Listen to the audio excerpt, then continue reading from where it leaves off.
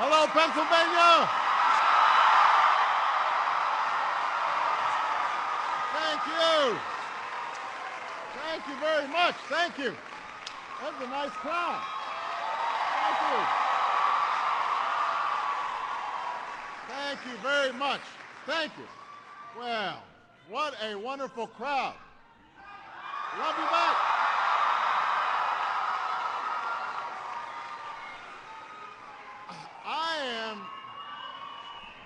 I'm kind of fired up.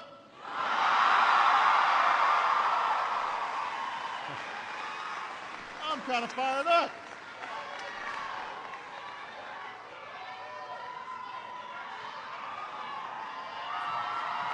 So listen,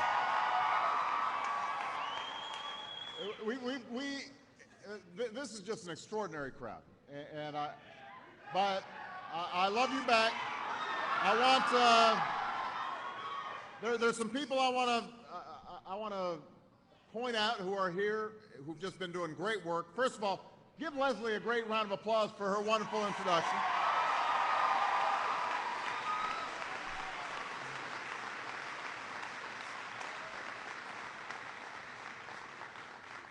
Somebody who's been working tirelessly on your behalf, doing a great job, the Secretary of Health and Human Services, Kathleen Sebelius, is in the house.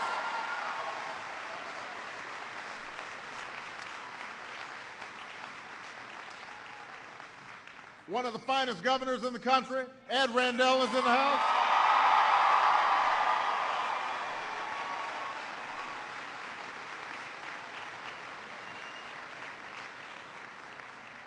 Everybody notice how good Ed's looking, by the way? He's been on that training program, eating egg whites and keeping his cholesterol down.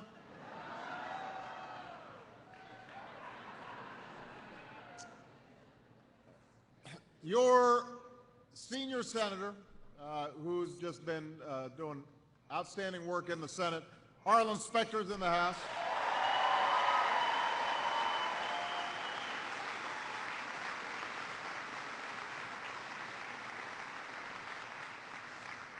One of my great friends, somebody who supported me when nobody could pronounce my name, Bob Casey, in the House.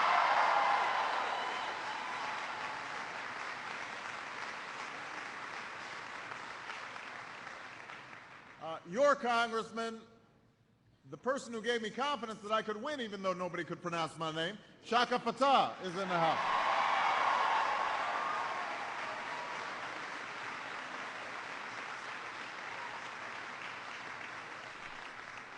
I figured if they could elect a Shaka, then they could elect a Barack.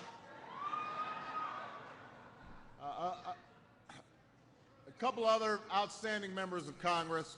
First of all, from Pennsylvania, Allison Schwartz is in the House.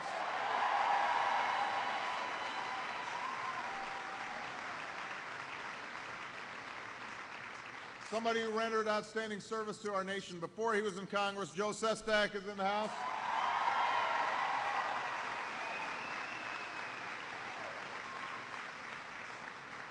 One of the sharpest members of Congress, technically not his state, but it's just from right next door in New Jersey, so he's practically, say, we got some Jersey folks here.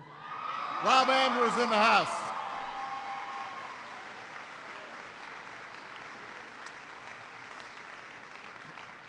And the great mayor of Philadelphia, Michael Nutter.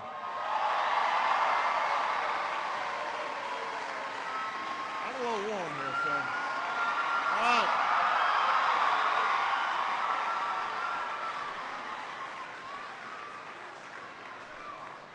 It's a little hot up here.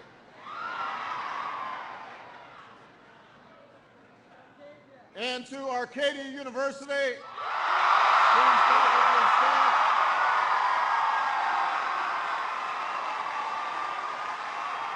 Thank you. Thank you guys for hosting us.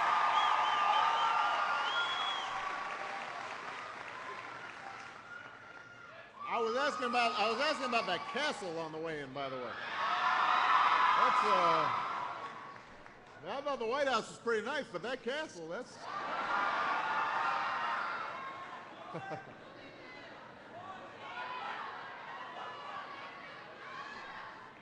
Well, it is great to be back here in the Keystone State.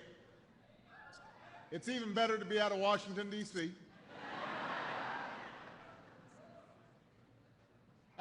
First of all, the people of D.C. are wonderful. They're nice people. They're good people. Love the city, the monuments, everything. But when you're in Washington, folks respond to every issue, every decision, every debate, no matter how important it is, with the same question. Well, what does this mean for the next election? What does it mean for your poll numbers? Is this good for the Democrats or good for the Republicans? Who won the news cycle? That's just how Washington is. They can't help it. They're obsessed with the sport of politics. And so that's the environment in which elected officials are operating. And you've seen all the pundits pontificating and talking over each other on the cable shows, and they're yelling and shouting, and they can't help themselves. That's what they do. But out here, and all across America, folks are worried about bigger things. They're worried about how to make payroll. They're worried about how to make ends meet. They're worried about what the future will hold for their families and for our country. They're not worrying about the next election. We just had an election.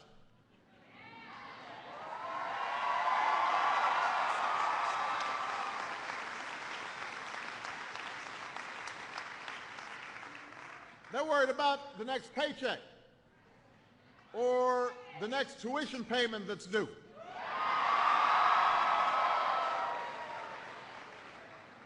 They're thinking about retirement.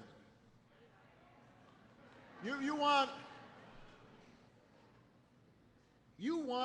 people in Washington to spend a little less time worrying about our jobs, a little more time worrying about your jobs.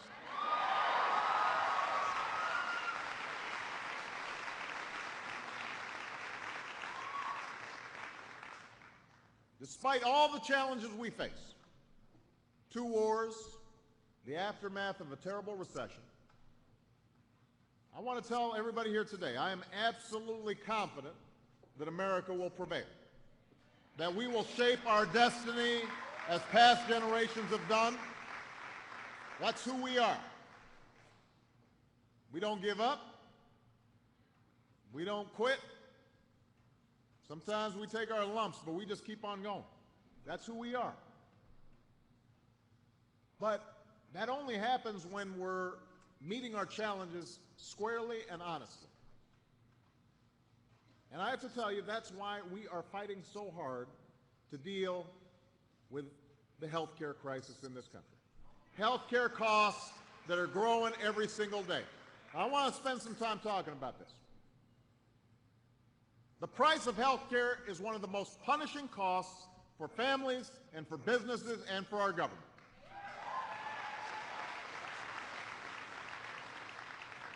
It's forcing people to cut back or go without health insurance. It forces small businesses to choose between hiring or health care. It's plunging the federal government deeper and deeper and deeper into debt. The young people who are here, you've heard stories, some of you guys still have health care while you're in school. Some of you may still be on your parents' plans, but some of the highest uninsurance rates are among young people, and it's getting harder and harder to find a job that's going to provide you with health care. And a lot of you right now feel like you're invincible, so you don't worry about it. But let me tell you, when you hit 48, you start realizing things start breaking down a little bit. And the insurance companies continue to ration health care based on who's sick and who's healthy, on who can pay and who can't pay. That's the status quo in America, and it is a status quo that is unsustainable for this country. We can't have a system that works better for the insurance companies than it does for the American people.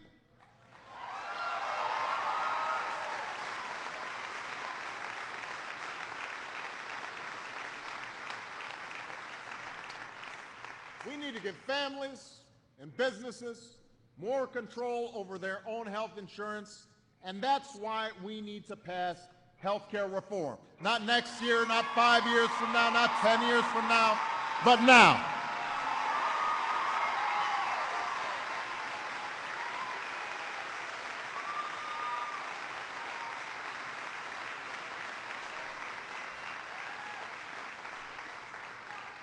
Now, since we took this issue on a year ago, there have been plenty of folks in Washington who've said that the politics is just too hard. They've warned us we may not win. They've argued now is not the time for reform. It's going to hurt your poll numbers. How's it going to affect Democrats in November? Don't do it now. My question to them is, when's the right time? If not now, when? If not us, who? Think about it. We've been talking about health care for nearly a century. I'm reading a biography of Teddy Roosevelt right now. He was talking about it. Teddy Roosevelt. We have failed to meet this challenge during periods of prosperity and also during periods of decline. Some people say, well, don't do it right now because the economy's weak. When the economy was strong, we didn't do it. We talked about it during Democratic administrations and Republican administrations. I got all my Republican colleagues out there saying, well, no. We want to focus on things like cost. You had 10 years. What happened? What were you doing?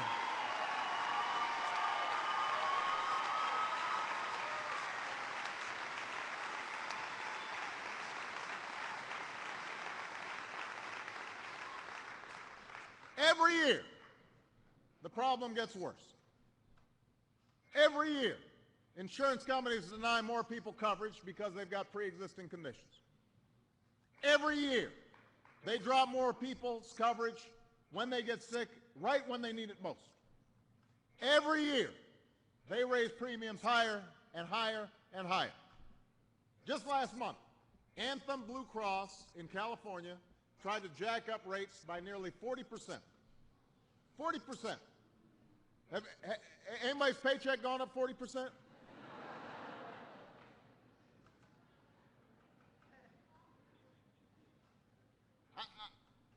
I mean, why is it that we think this is normal?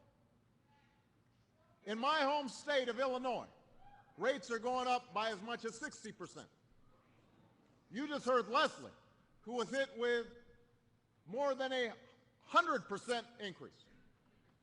100%. One letter from her insurance company, and her premiums double. Just like that. And because so many of these markets are so concentrated, it's not like you can go shopping. You're stuck. So you've got a choice, either no health insurance, in which case you're taking a chance if somebody in your family gets sick, that you will go bankrupt and lose your home and lose everything you've had, or you keep on ponying up money that you can't afford. See, these insurance companies have made a calculation. Listen to this. The other day, there was a conference call that was organized by Goldman Sachs.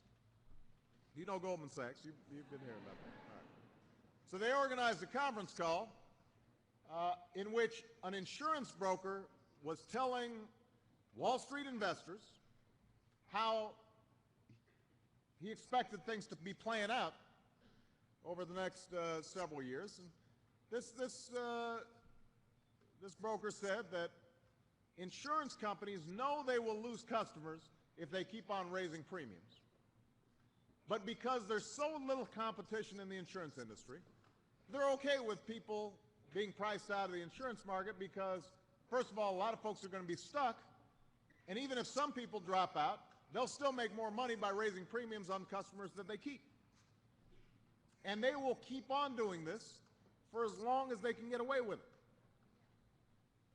I mean, there's no secret they're telling their investors this. We are in the money. We are going to keep on making big profits, even though a lot of folks are going to be put under hardship. So how much higher do premiums have to rise until we do something about it? How many more Americans have to lose their health insurance? How many more businesses have to drop coverage? All those young people out here, after you graduate, you're going to be looking for a job. Think about the environment that's going to be out there when a whole bunch of potential employers just tell you, you know what, we just can't afford it. Or, you know what, we're going to have to take thousands of dollars out of your paycheck because the insurance companies just jacked up our rates. How many more years can the federal budget handle the crushing costs of Medicare and Medicaid? That's the debt you're going to have to pay, young people. When's the right time for health insurance reform? Is it a year from now, or 2 years from now, or 5 years from now, or 10 years from now? I think it's right now, and that's why you're here today.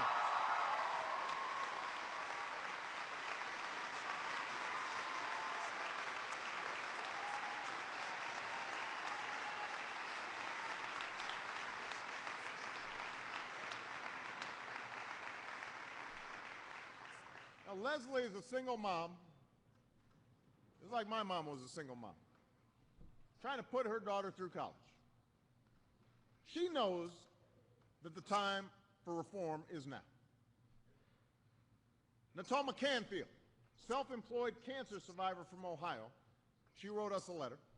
Last year, her insurance company charged her over $6,000 in premiums, paid about $900 worth of care. Now they've decided to jack up her rates 40% next year, so she's had to drop her insurance, even though it may cost her the house that her parents built. Natoma knows it's time for reform. Laura Klinska, this is a friend of mine, somebody I met when I was campaigning in Wisconsin, Green Bay, Wisconsin. She's a young mother. She's got 2 kids. She thought she had beaten her breast cancer, but later discovered it had spread to her bones. She and her husband had insurance, but their medical bills still landed them with tens of thousands of dollars worth of debt. And now she spends her time worrying about that debt when all she wants to do is spend time with her children. I just talked to Laura this past weekend. And let me tell you, she knows that the time for reform is right now. So what should I tell these Americans? That Washington's not sure how it will play in November? That we should walk away from this fight? Or do something like some on the other side of the aisle have suggested? Well, we'll do it incrementally. We'll take baby steps. We'll do well. So they want me to pretend to do something that doesn't really help these folks. We have debated health care in Washington for more than a year. Every proposal has been put on the table. Every argument has been made. I know a lot of people view this as a partisan issue, but both parties have found areas where we agree. What we've ended up with is a proposal that's somewhere in the middle, one that incorporates the best from Democrats and Republicans, best ideas. Think about it along the spectrum of how we could approach health care. On one side of the spectrum, there were those at the beginning of this process who wanted to scrap our system of private insurance and replace it with a government-run health care system like they have in some other countries. Look, it works in places like Canada, but I didn't think it was going to be practical and realistic to do it here. On the other side of the spectrum, there are those who believe that the answer is just to loosen regulations on insurance companies. This is what we heard at the healthcare summit. They said, well, you know what? If we had fewer regulations on the insurance companies, whether it's consumer protections or basic standards on what kind of insurance they sell, somehow market forces will make things better. Well, we've tried that. I'm concerned that would only give insurance companies more leeway to raise premiums and deny care.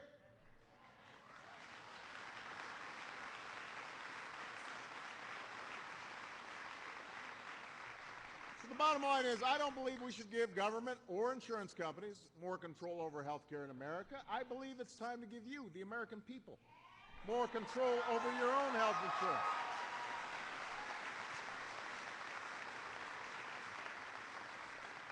And that's why my proposal builds on the current system, where most Americans get their health insurance from their employer. If you like your plan, you can keep your plan. If you like your doctor, you can keep your doctor. But I can tell you, as the father of 2 young girls, I don't want a plan that interferes with the relationship between a family and their doctor. So we're going to preserve that. Essentially, my proposal would change 3 things about the current healthcare system. Listen up. First, it would end the worst practices of insurance companies. Within the first year of signing health care reform, thousands of uninsured Americans with pre-existing conditions would suddenly be able to purchase health insurance for the very first time in their lives, or the first time in a long time.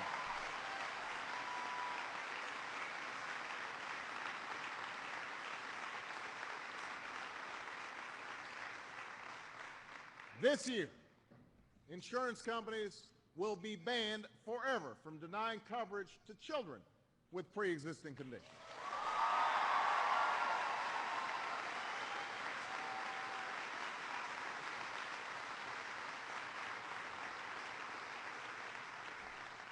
This year, they will be banned from dropping your coverage when you get sick.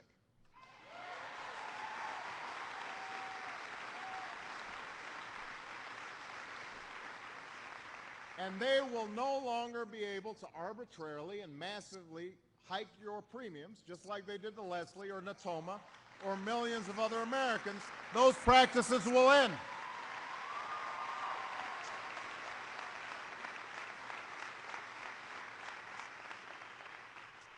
If this reform becomes law, all new insurance plans will be required to offer free preventive care to their customers starting this year, free checkups, so that we can catch preventable diseases on the front end.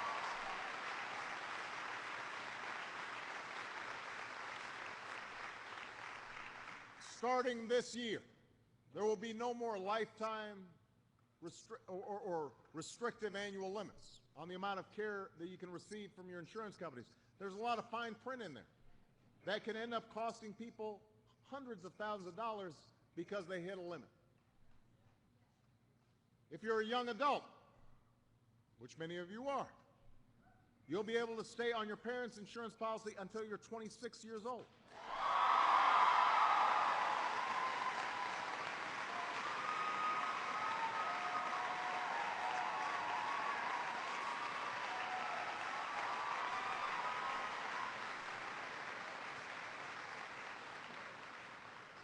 And there will be a new independent appeals process for anybody who feels they were unfairly denied a claim by their insurance company. So you'll have recourse if you're being taken advantage of. So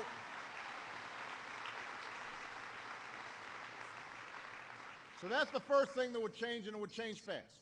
Insurance companies would finally be held accountable to the American people. That's number one.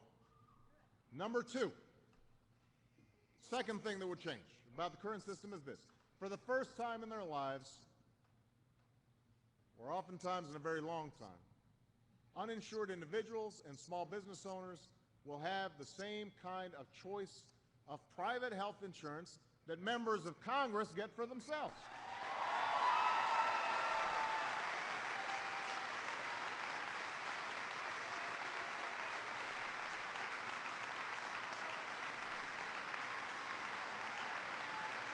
If it's good enough for Congress, it should be good enough for the people paying Congress's salaries. That's you.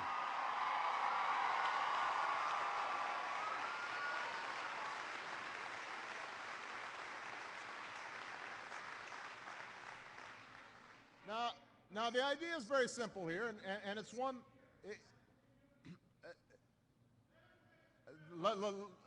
I'm sorry. Go ahead.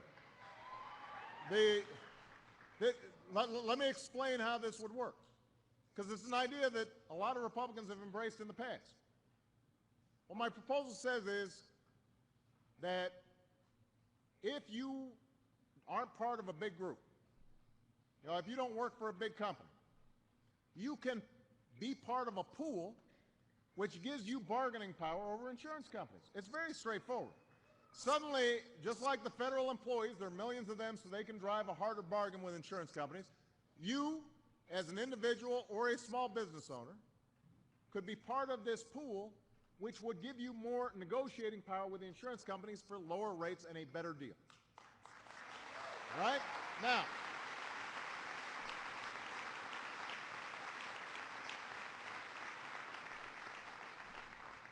if you still can't afford the insurance that's offered, even though it's a better deal than you can get on your own, but you still just can't get it, then what we're going to do is give you a tax credit to do so. And these tax credits add up to the largest middle-class tax cut for health care in history.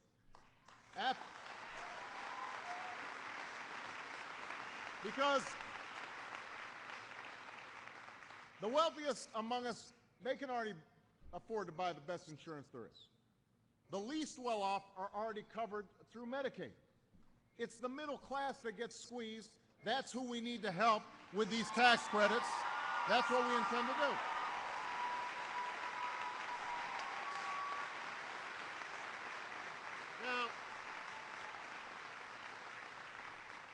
Now I want to be honest. Let's be clear. This will cost some money. It's going to cost about $100 billion per year. Most of this comes from the nearly $2.5 trillion a year that America already spends on health care. It's just that right now, a lot of that money is being wasted or it's being spent badly.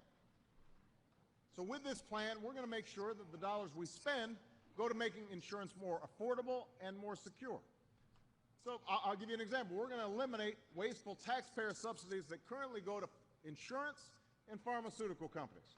They are getting billions of dollars a year from the government, from taxpayers, when they're making a big profit. I'd rather see that money going to people who need it.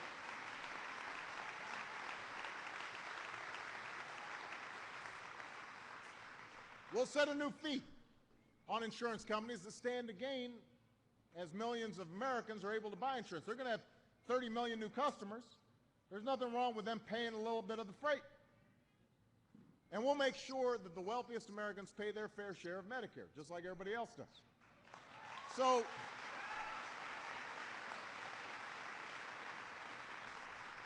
the bottom line is this. Our proposal is paid for.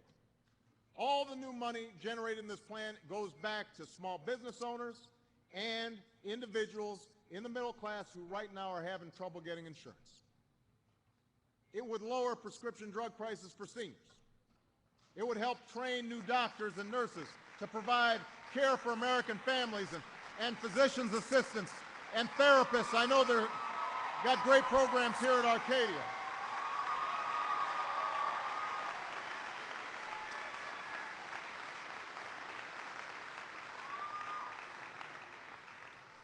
I was hearing about the terrific programs you have at Arcadia in the healthcare field. Well, you know what?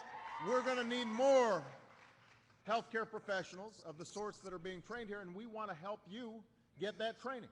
And that's in this bill. Now,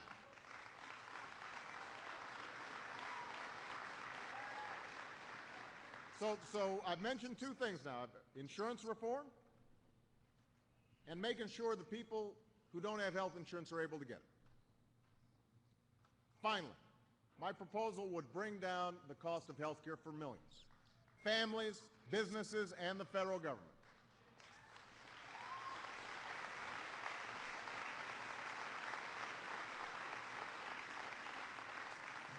As I said, you keep on hearing from critics and some of the Republicans on these Sunday shows say, well, we want to do more about costs.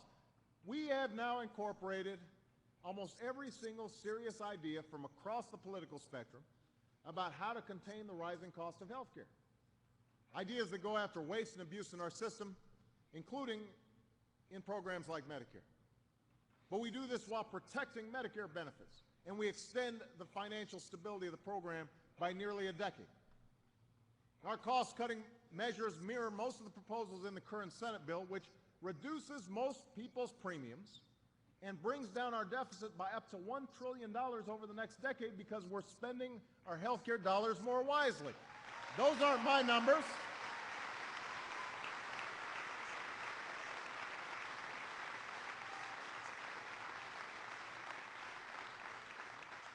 Those aren't my numbers. They are the savings determined by the Congressional Budget Office, which is the nonpartisan independent referee of Congress for what things cost.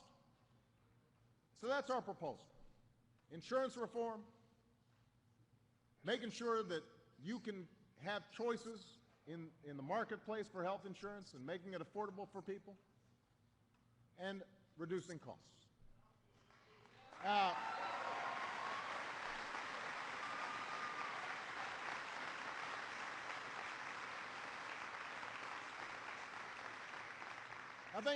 I think how many people would like a proposal that holds insurance companies more accountable?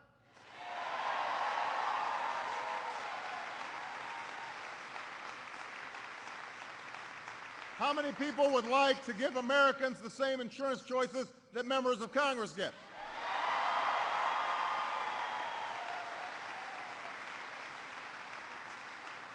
And how many would like a proposal that brings down costs for everyone?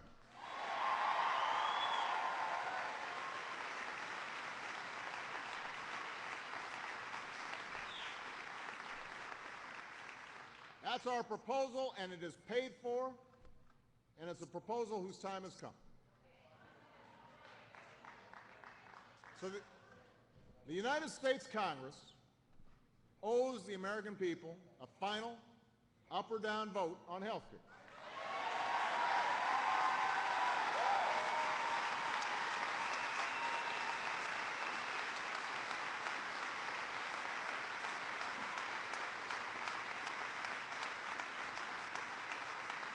It's time to make a decision. The time for talk is over. We need to see where people stand. And we need all of you to help us win that vote. So I need you to knock on doors, talk to your neighbors, pick up the phone. When you hear an argument by the water cooler and somebody's saying this or that about you, say, no, hold on a second.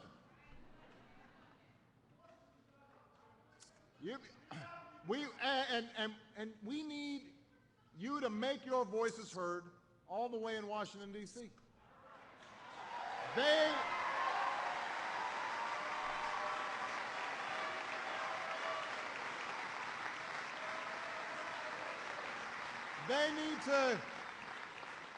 need to hear your voices, because right now the Washington echo chamber is in full throttle. It is as deafening as it's ever been. And as we come to that final vote, that echo chamber is telling members of Congress, wait, think about the politics. Instead of thinking about doing the right thing, that's what Mitch McConnell said this weekend. His main argument was, well, this is going to be really bad for Democrats politically. Now, first of all, I generally wouldn't take advice about what's good for Democrats.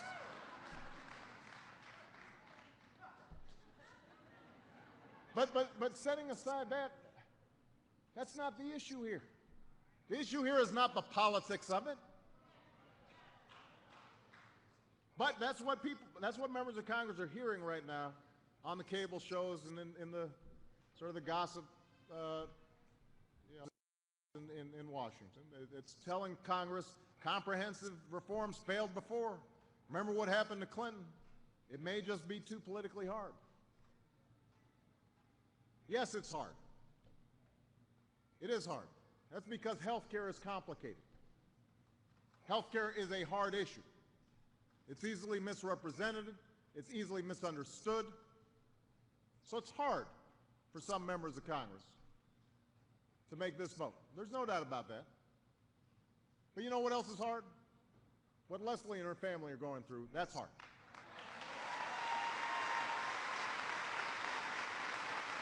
The possibility that Natoma Canfield might lose her house because she's about to lose her health insurance, that's hard.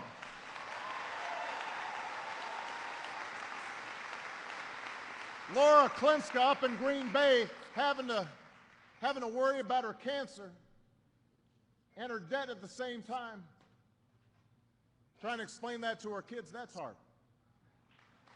What's hard is what millions of families and small businesses are going through because we allow the insurance industry to run wild in this country. So let me remind everybody, those of us in public office were not sent to Washington to do what's easy. We weren't sent there because of the big fancy title. We weren't sent there because of a big fancy office. We weren't sent there just so everybody can say how wonderful we are. We were sent there to do what was hard. We were sent there to take on the tough issues. We were sent there to solve the big challenges. And that's why we're there.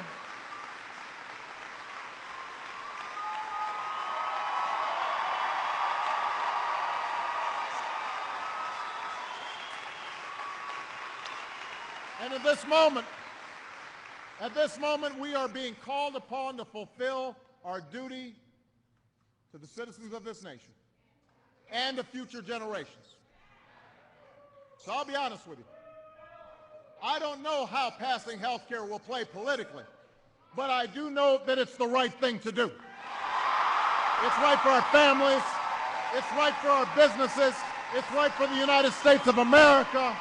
And if you share that belief, I want you to stand with me and fight with me. And I ask you to help us get us over the finish line these next 2 weeks. The need is great. The opportunity's here. Let's seize reform. It's within our grasp. Thank you very much, everybody. God bless.